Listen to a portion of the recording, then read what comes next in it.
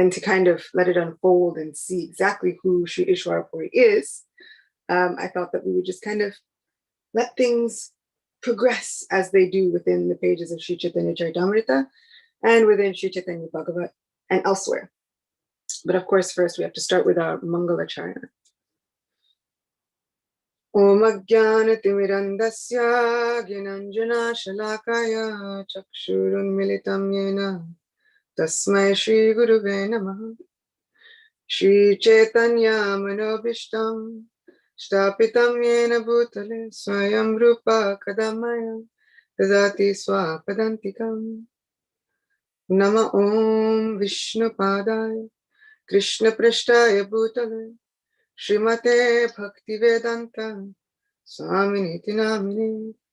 Namaste Saraswati Devi Gauravani Pracharini Nirvishesha Shunyavadi Paschatya Desatarini. Jaya Shri Krishna Chaitanya Prabhu Nityananda Shri Advaita Gadadhara Shrivasadi Gaura Bhakta Vrinda. Hare Krishna Krishna Krishna Hare Hare Hare Rama Rama Rama Hare Hare. Vancha kalpatarubhyascha kripa sindubhya vacha patitanam pavanebhyo vaishnavebhyo namo namaha. So I always find it wonderful that we end our Mangalacharna paying obeisances to the great Vaishnavas who are just like desire trees, being ready to fulfill the wishes and choicest desires of all of humanity at large, especially because we are engaged in glorifying the Vaishnavas on this Ekadashi day. Sri Isvara Puri was a disciple of Sri Madhavendra Puri. Sri Madhavendra Puri, we will speak about next Ekadashi. So you have a preview.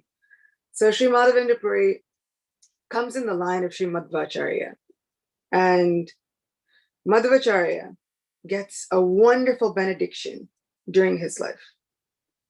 He was a South Indian Acharya, and Madhvacharya gets this benediction during his lifetime. He gets a divine vision of Sri Chaitanya Mahaprabhu, even though he is present centuries before Sri Chaitanya Mahaprabhu. But he gets a vision of Sri Chaitanya Mahaprabhu, wherein which our Supreme Lord says, just to show you how dear you are to me, I myself, I will advent, but I will take my initiation within your line. So Madhavendra Puri comes in the line of Sri Madhvacharya. And Madhavendra Puri was such a dear devotee of Sri Krishna. He would have darshan of Sri Krishna, and not just darshan of the deity, but he would have personalized darshan. So he would be able to see Sri Krishna face to face. We'll find out how that happens in 2 weeks. But he was always engrossed in the pastimes of Sri Krishna. Isvara Puri was his very, very dear disciple. And it was quite well known that he was a dear disciple of Madhavendra Puri. Towards the end of Madhavendra Puri's life, Madhavendra Puri was unable to move very much. And so Sri Isvara Puri would serve him in so many ways. Every way he could possibly serve, he would serve. They said even up to cleaning the bodily ailments of Sri Madhavendra Puri, he would do that. And he was constantly reminding his Gurudev of Sri Krishna and the pastimes of Sri Krishna. And this is something that Madhavendra Puri held so dearly to his heart. So Isvara Puri, from the very onset, he is such a dear, dear, sweet personality, not just to his Guru Maharaj, but through the service to his Gurudev, which he held in the highest regard, he becomes very dear to all of the devotees as well. Then Isvara Puri goes traveling. He goes to a great many places of pilgrimage, but eventually he winds up in Navadvip. And at this time, the devotees are kind of being accosted by the materialists. Their morale is shaken. They kind of feel as though they don't have any foundations on which to stand and keep their faith. They go to Advaita Acharya and they begin to, in essence, vent their frustrations. They complain to Advaita Acharya that all of these materialists, they feel as though they've broken their faith completely. They wonder when their suffering will be eradicated. They go to Advaita Acharya and Advaita Acharya says, "Oh my Lord, please, when will you incarnate within this sinful world and save your devotees as you have promised that you will do time and time again?" They will not even allow us to recite Bhagavatam and have our kirtan. They won't allow us to have our spiritual benefits. And we feel as though there's nothing left for us to live for. Advaita Acharya gets almost to like his wit's end. And he begins to roar, "I will destroy everyone." So the pages of Sri Chaitanya Bhagavat begin to describe the dire situation just prior to the advent of Sri Chaitanya Mahaprabhu.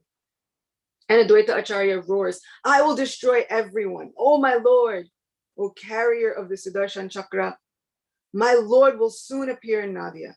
Then everyone will see just what he does.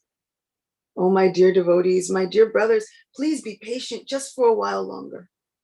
Here itself, Sri Krishna will reveal his very own pastimes."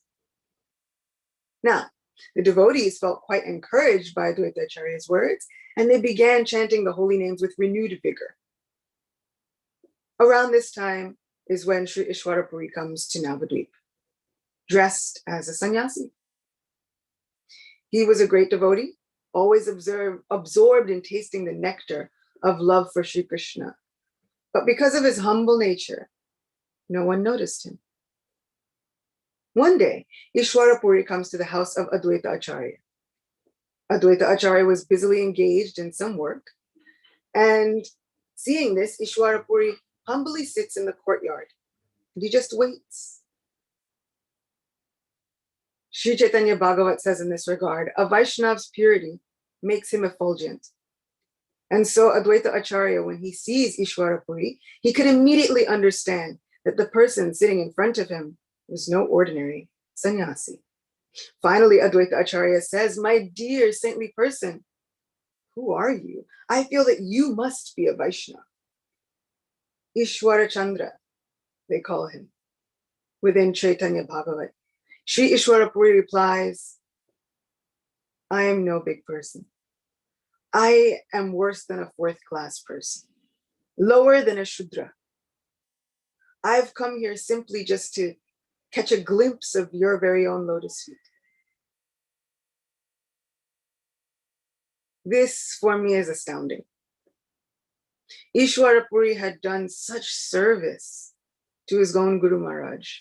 He had become a prominent disciple, a very prominent sannyasi.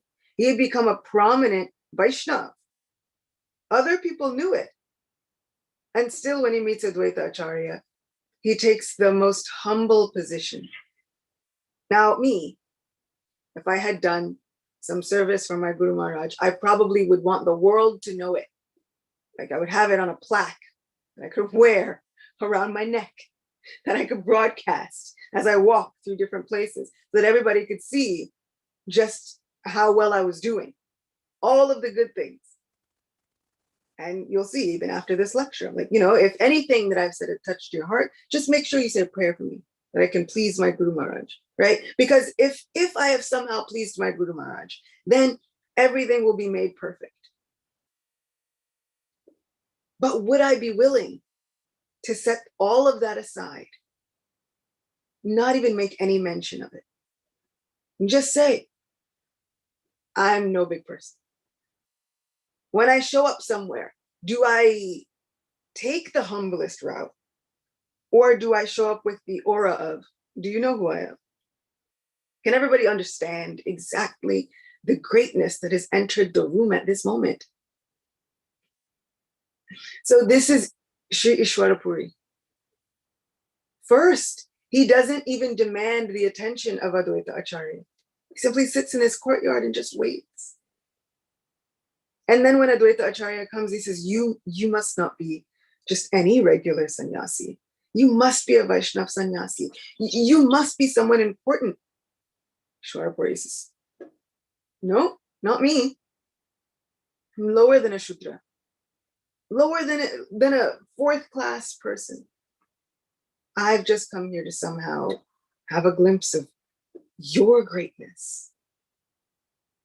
My Guru Maharaj is very, very fond of quoting that third shloka of the Shikshastakam, immortalized by Sri Chaitanya Mahaprabhu himself, that Janadapi Sunichena, that being more tolerant than a tree, more humble than a blade of grass, willing to offer all respects to others and expect none in return. This is the greatness of Sri Isvara Puri. Embodying this principle, expecting nothing. He didn't come with an aura of, you should stop everything that you're doing, pay your obeisances, there should be showers of flower petals, right? And foot baths and garlands. He didn't demand anything, not even his attention or his time. He was willing to put all of that aside. And this is the purity and the heart and the mood of a Vaishnava. This is what we come together to remind ourselves of on these Ekadashi days. So Sri Isvara Puri says, I'm no one. Mukunda, another devotee, was also present, and he could also recognize the symptoms of a pure devotee. And so they both recognized that Sri Isvara Puri must be someone special. So Mukunda does something very interesting. Mukunda simply begins spontaneously chanting. Now the sound of Mukunda's voice causes Sri Isvara Puri to fall to the ground. Incessant tears flowed from his eyes, and he becomes overwhelmed by devotional ecstasy. Now, being quite alarmed, Advaita Acharya quickly goes and he embraces Isvara Puri. As a result, Sri Advaita Acharya was soon drenched with tears also. And he was also swept away by the waves of ecstatic love. All of the assembled devotees and Vaishnavas were astonished to see this display of ecstatic symptoms when they learned that the humble sannyasi was Isvara Puri, because now they are trying to find out, what is his name? What are his whereabouts? Where has he come from? Who is this person? Word comes back, this is Isvara Puri, and everyone knows him because everyone has heard of this great devotee who has served Sri Madhavendra Puri. Such a great Vaishnava. They all begin to spontaneously chant the holy names in great happiness. Once again, this has a lesson in it for me.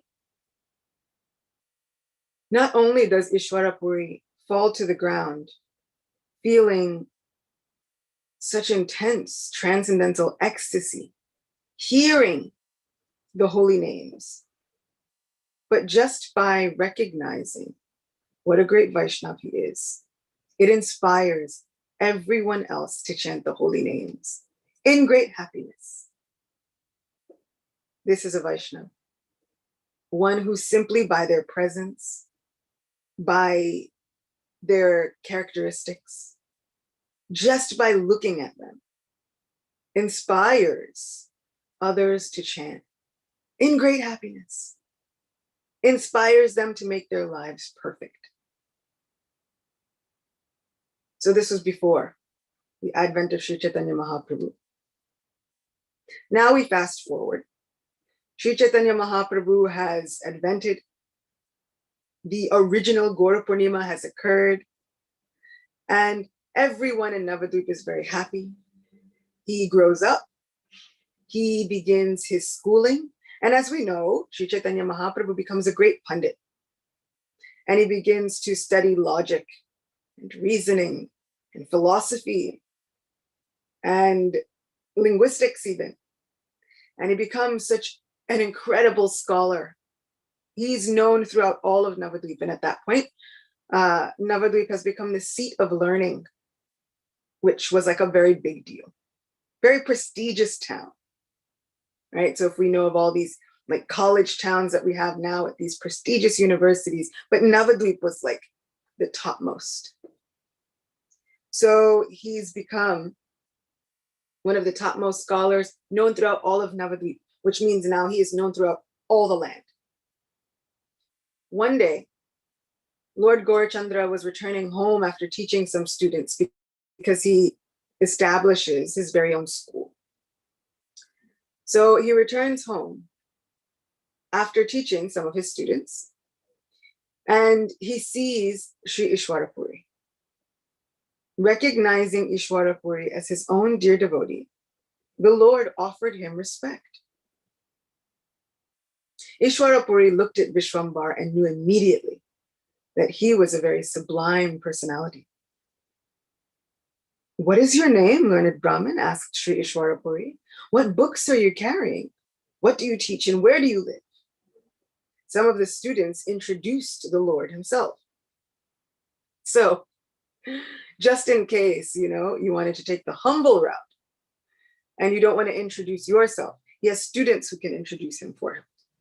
And this was quite popular. Scholars, if you don't want to toot your own horn, right? You want to be able to say that you have the humility and the character. You don't have to introduce yourself. Others do that.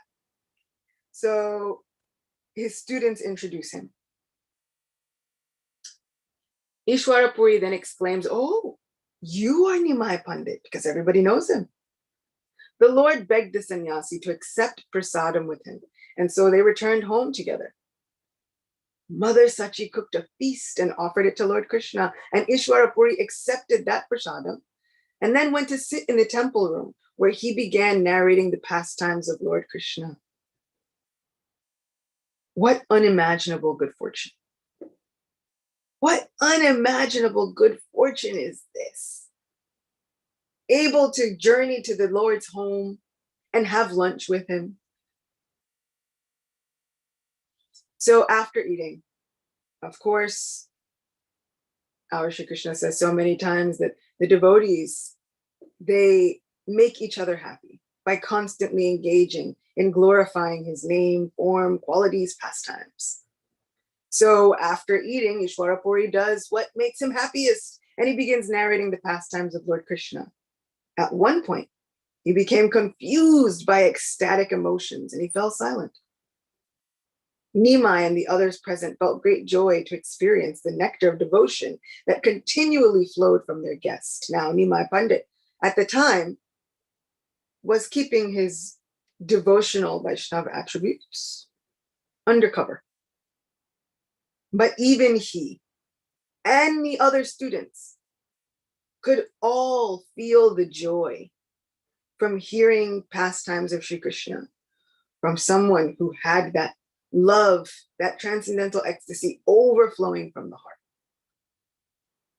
Isvara Puri stays at the house of Gopinath Acharya for 7 months. And this is within Navadvip. And Nimai used to visit him daily. The devotees of Navadvip became very happy and lighthearted because of their association. And then we hear that Gadadhar Pandit was also a beloved member of the Vaishnava community, and he also becomes much favored by Sri Isvara Puri. So the two of them would find each other's association often. And in their association, Sri Isvara Puri was compiling and writing a work, Sri Krishna Lilamrita. And Isvara Puri would recite that work, and he would read his own compositions, and he would put some commentaries on it, and Gadadhar Pandit would listen and respond. And in this way, there would be such a back and forth. Now, this Isvara Puri being able to associate with all the Panchatattva in this way. While Sri Nityananda Prabhu was on pilgrimage for so many years before he meets with Sri Chaitanya Mahaprabhu, Sri Nityananda Prabhu also meets Isvara Puri. So he's been able to associate with Nityananda Prabhu, Advaita Acharya, Nimai, Sri Chaitanya Mahaprabhu himself, Gadadhar Pandit. He's been able to associate with all of the devotees. So he would constantly engage in speaking the glories of Sri Krishna and reading his own work even, which would just go to show how dear and how close Gadadhar Pandit was to him. Because for someone to read their own work meant you had to have an intimate connection, right? So to open oneself up to that vulnerability, to be vulnerable with another person, to read your own realizations on spiritual subject matters, which can be quite intense to reveal. So Nimai would go and visit Isvara Puri every evening after teaching his students. Sri Isvara Puri did not know that Nimai was the Supreme Personality of Godhead. Now, of course, internally, I'm sure he did know. But for the purposes of the pastime, under the covering of Yogamaya, he didn't know that Nimai was the Supreme Personality of Godhead, but he was always very glad to see him. Indeed, his love and affection flowed toward him unrestrained. Isvara Puri once said, "I know that you are a great scholar. Will you please go through my book about Lord Krishna and find any mistakes I may have made? This will please me greatly." Here again is this humility. Isvara Puri is senior to Sri Chaitanya Mahaprabhu. Soon we'll find out just how senior he is. But Sri Isvara Puri is senior to Sri Chaitanya Mahaprabhu. And still he says, will you go through my book and just find any mistakes? I lay my work out before you. And he takes such a humble road. You correct me. Nimai replied, and as a writer, this passage from Sri Chaitanya Bhagavat gives me so much hope, exhilaration, encouragement, inspiration. Nimai replied, these are descriptions of Lord Krishna by a pure devotee. If anyone were to find a so-called mistake, he would be a great offender. The pure devotees never write something from their imaginations and which is not based on Shastra. While visiting a temple, an ignorant person may offer his prayers to the Lord with grammatical mistakes, whereas a scholar might speak properly. Still, the Supreme Lord accepts both prayers equally, for mere learning does not impress him. The Lord is only interested to see the inner mood of a surrendered devotee. And I think Sri Chaitanya Mahaprabhu is very qualified to expound upon what the Lord would be interested to see. If anyone would be qualified to confidently quote what the Lord would be interested to see, it's Sri Chaitanya Mahaprabhu. See, the Lord is not interested in mere learning. He's only interested to see the inner mood of surrender. Whoever finds a fault in your writing is actually at fault himself, because Krishna is fully satisfied with the compositions of his pure devotees. Whatever you have written is an expression of your love for the Lord. Who could dare find any fault? So, I am not a pure devotee, but I am a writer, trying somehow just to glorify my Supreme Lord and his devotees, trying somehow to make him happy. And this gives me so much encouragement. It should encourage all of us. Srila Prabhupada said, everyone, you should all write down your realizations. However many lines, 2 lines, 4 lines, whatever your realizations are, you write them down. Chronicle those realizations, document them in whichever way you feel best, whether it's a journal, whether it's a diary, whether you decide to do it in poetic form. We should be chronicling our realizations. Because who knows? Who knows when that mood of surrender, that genuine surrender, will come upon us? We'll have a chance to see our growth. We'll have a chance to see the miracles that unfold in our lives. And it may wind up just being service to the other devotees, because then they get to see what we went through in our lives, how our faith was strengthened, the trials and tribulations that made us second guess our faith at times, but how Krishna always saves the faith of his devotees. Whether they are pure, struggling, just coming to the platform of maybe identifying as devotees, anywhere in between on that spectrum, they get to see how Krishna saves his dear ones. So Sri Chaitanya Mahaprabhu says, I can't find any fault. Who could dare find any fault? No one should find any fault. These are the outpourings of your heart. Isvara Puri felt great ecstasy while listening to Nimai's explanation. Still, he lovingly persisted. I know that you are not critical, but in my writing, there may be so many errors. Just please point them out to me. Finally, one day, Nimai Pandit detected a fault in one of Isvara Puri's poems. Finding that the use of a verb root was inaccurate, the Lord pointed it out to him. He said it should be a different verb, not the one that you have used.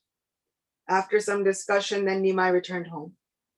Isvara Puri was also an erudite scholar, well-versed in Shastra, and also very learned in grammar and other subjects. He considered Nimai's comments deeply, from all angles of vision.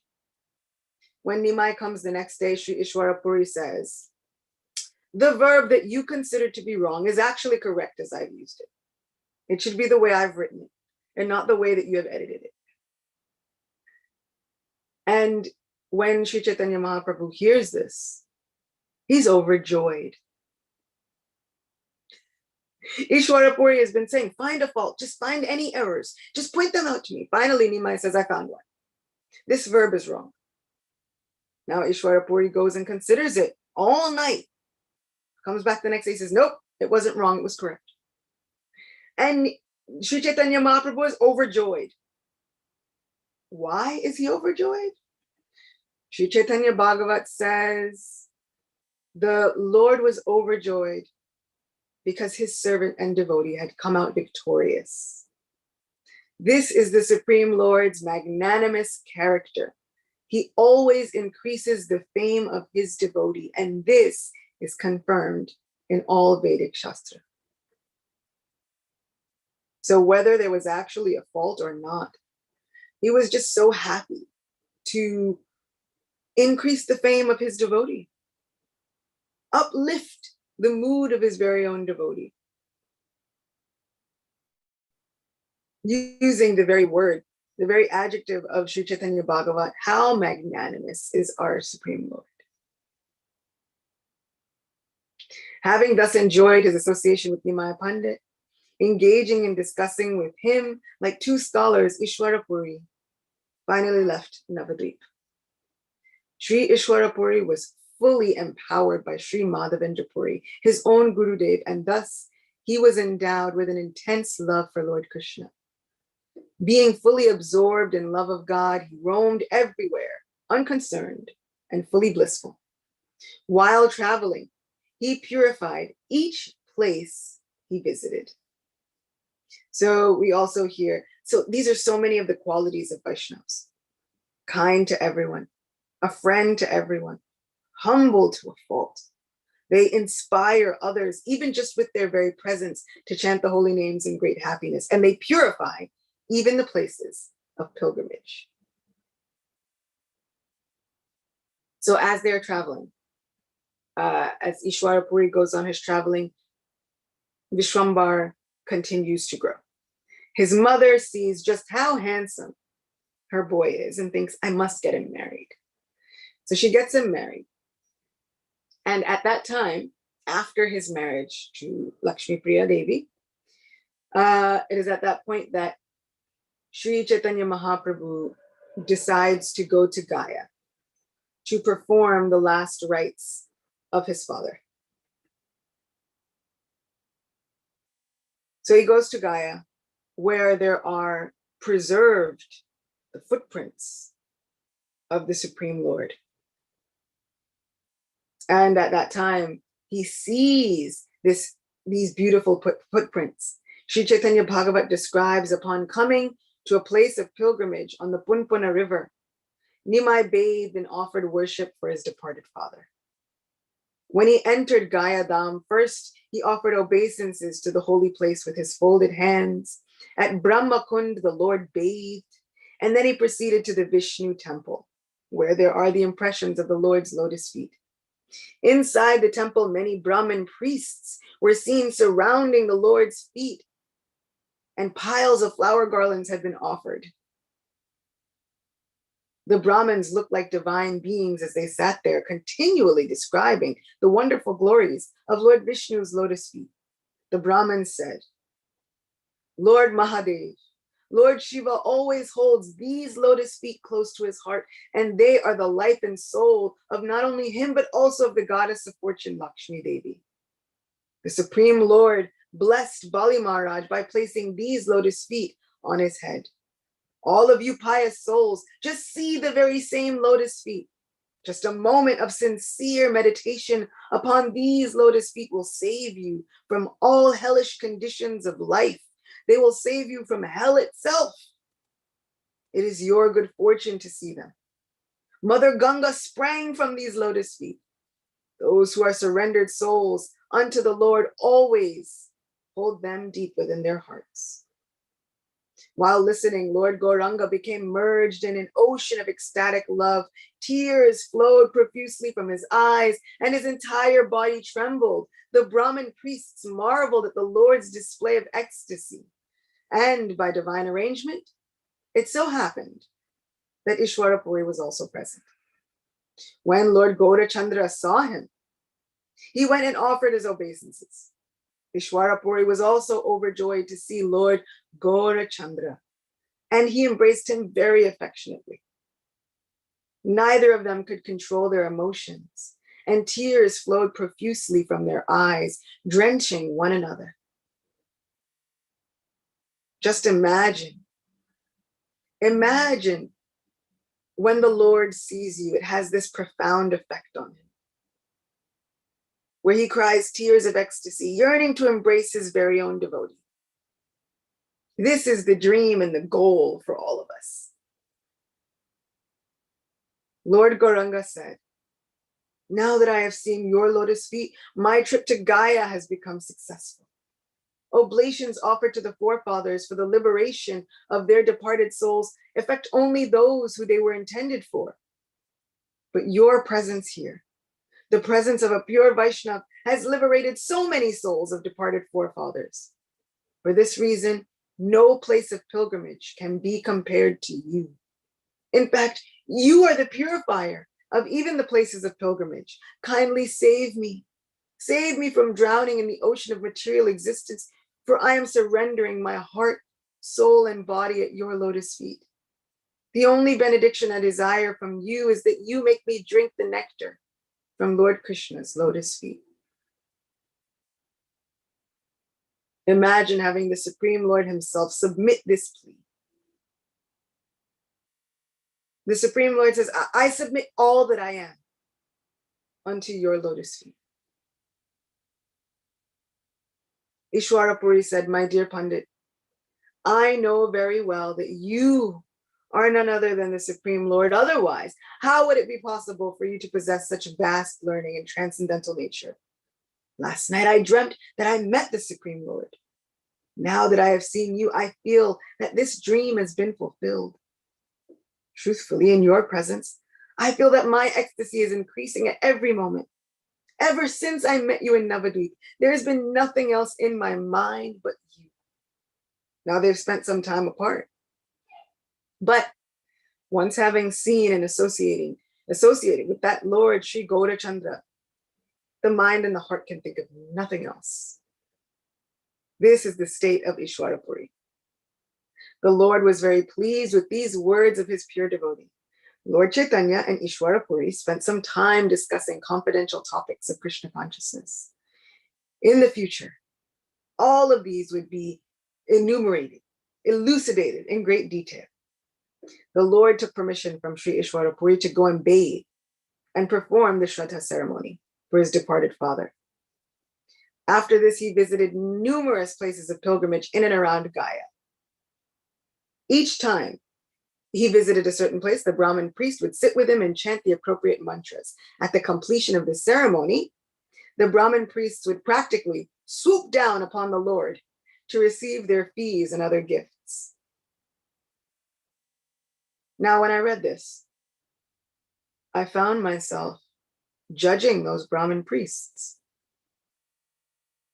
that they would see the ultimate treasure of the world, Sri Chaitanya Mahaprabhu, and he is performing pastimes just like an ordinary human being. And they would swoop down upon him to receive their fees and other gifts. So my Kali Yuga mind begins to say, oh, these Brahmanas, they only care about getting paid. They're seeing Sri Chaitanya Mahaprabhu and they just want to get their fees and their gifts and their remuneration. Oh. But Lord Gauranga's response immediately, like slapped down all of my previous conceived notions.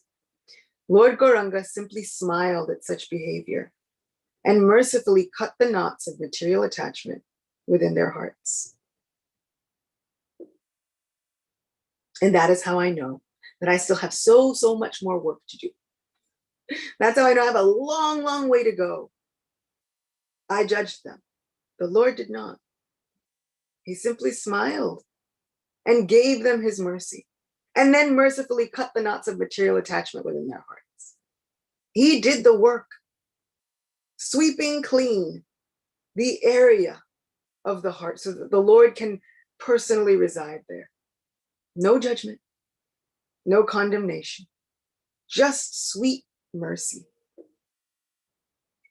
Finally, after completing his pilgrimage and satisfying all the Brahmin priests, the Lord returned to his own residence.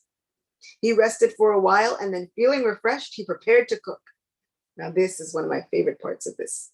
At this time, Sri Isvara Puri arrived. Intoxicated from chanting the holy name of the Lord and feeling ecstatic love for Sri Krishna, Isvara Puri walked into the room swaying as if drunk. The Lord immediately left aside his cooking. After offering obeisances, he seated his guest. Laughingly, Isvara Puri said, "O Pandit, I've certainly come at the right time." Nimai said, "Good fortune has smiled upon me by sending you here today. I hope that you will please stay and accept some rice prasada." Isvara Puri said, if I do that, what will you eat? The Lord replied, "I will just cook some rice for myself again." Isvara Puri said, "Why should you bother to cook again? Let us both share what is already there." The Lord smilingly said, "Whatever is already cooked is made for you alone. I can cook more in no time. Don't be shy. Just eat." Then, offering Isvara Puri what he had prepared for himself, Nimai went back into the kitchen and started to cook once more. The Lord showed so much mercy to Isvara Puri that he served him with his own hand. This is the greatness of this exchange between these two personalities. The Supreme Lord himself says, "I want to become so wrapped up in pleasing my devotee, I'll feed them with my own hands. I'll cook for them personally." Imagine having that prasad. Not just the remnants of the Supreme Personality of Godhead. This is made with his own hands. Fed to Sri Isvara Puri personally. Isvara Puri relished the Lord's cooking with great delight. While this was going on, Lakshmi Devi, the goddess of fortune, invisibly came, and cooked for the Lord in the kitchen. So when he says, "I'm going to cook again, don't worry," he says, "everything will be made again in no time." This is because the goddess of fortune herself comes and sees to it that it is so. After seeing that his guest was fully satisfied, then the Lord sat down to eat. When he finished his meal, the Lord arranged for Sri Isvara Puri to rest. As a disciple would serve his spiritual master, the Lord massaged Sri Isvara Puri with scented oil. Who can describe the exalted position of Sri Isvara Puri? In this regard, Chaitanya Bhagavat calls him Sri Isvara Chandra Puri. Acting like an ideal disciple, Lord Chaitanya went to see Isvara Puri's birthplace.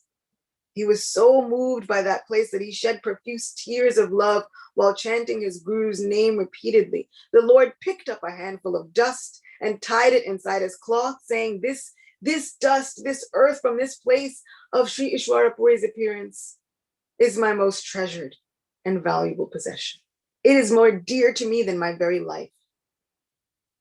The next day, the Lord went to see Sri Isvara Puri and requested him for initiation into chanting a proper mantra. Isvara Puri responded, how is it that you are asking me for mantra diksha?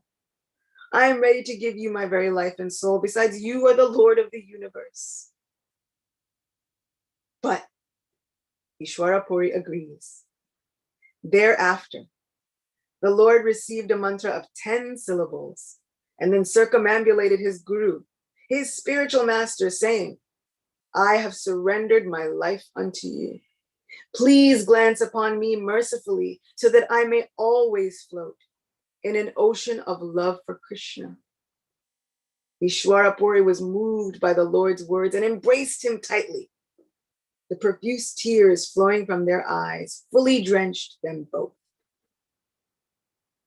It is after taking this initiation from Sri Isvara Puri that Sri Chaitanya Mahaprabhu then returns to Navadvip. It is after this association. It is after serving his guru. It is after taking initiation. It is after all of this that his love for Krishna increasingly manifested day by day. All of the emotions that he had kept tightly enclosed within his heart, now they begin to bubble up and flow forth. This would be what would inundate the entire world with love of God.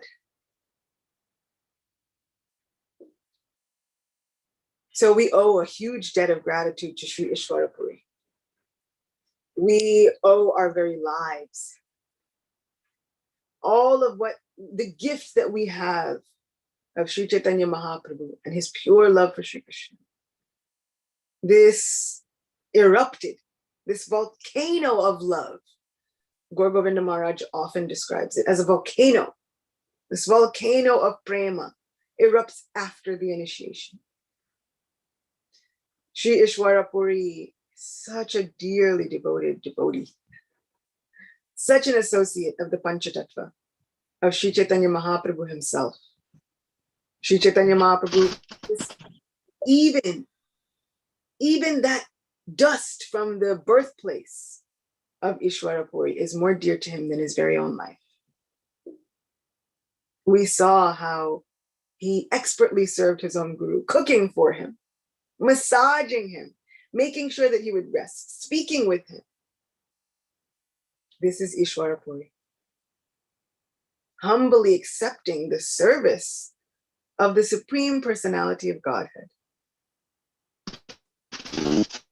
This very Supreme Lord who yearns for nothing but to uplift and serve his own devotees, to establish their fame.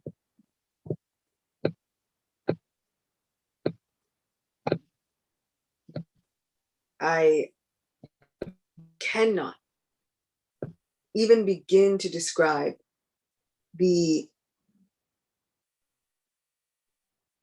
amount of respect, lessons, the gratitude that I feel within my heart whenever I think of Sri Isvara Puri. That the Lord thought that having a guru was so important that he himself took one. That he fulfills this promise given to Madhvacharya. I will take initiation in your life. And he does so from Sri Isvara Puri in great happiness and ecstasy.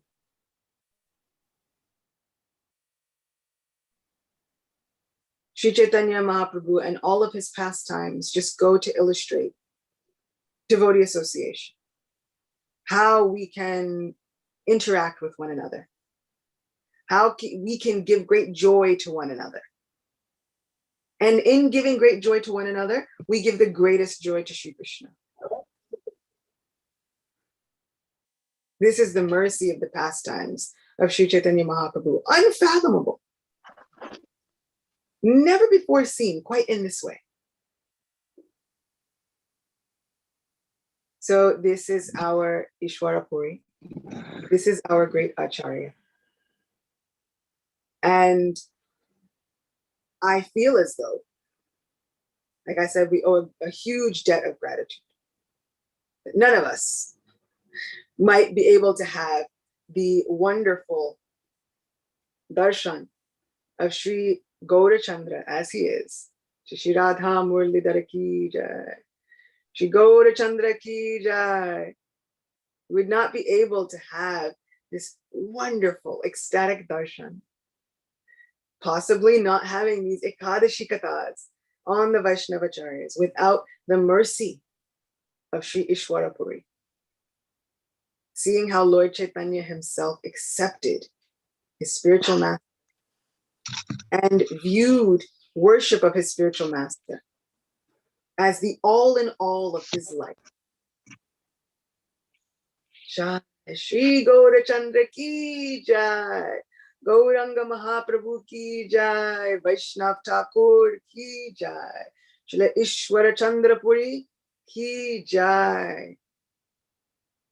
Thank you all so much for Gopi Devi ki jai. Hare Krishna. Thank you so much.